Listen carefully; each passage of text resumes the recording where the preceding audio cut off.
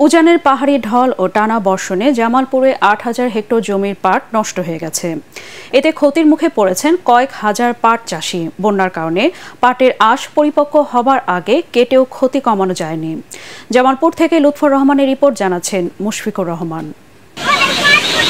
উজানের পাহাড়ি ঢল ও ভারী বর্ষণে প্রায় ২ সপ্তাহ ধরে যমুনা নদীর পানি বিপদসীমার উপর দিয়ে প্রবাহিত হওয়ায় চলতি মৌসুমে জামালপুরে নষ্ট হয়ে যেতে বসেছে অধিকাংশ জমির পাট। চলতি মৌসুমে জামালপুর জেলায় ২৪,২৮০ হেক্টর জমিতে বিভিন্ন জাতের পাট চাষ করা হয়। তার মধ্যে ৮,০০০ হেক্টর জমির পাট নষ্ট হয়ে গেছে। এক বিঘা জমি পাট লাগাইছি, মনে করেন পানি আসিয়া এটা নষ্ট হয়ে গেল। পাটের উপর দিয়ে পানি হয়ে ঢলাইয়া পাট তলায় গেছে।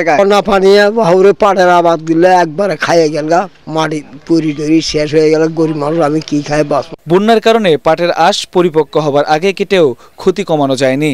সরকারি সহযোগিতা ছাড়া এই ক্ষতি কাটিয়ে ওঠা সম্ভব না বলে জানিয়েছেন পাট চাষিরা।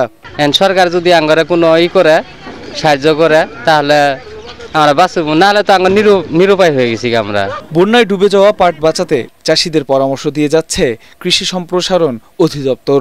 আমরা যে আবহাওয়ার পূর্বাভাস পেয়েছিলাম তা কৃষকদের মাঝে দ্রুত সম্প্রসারণ করেছি।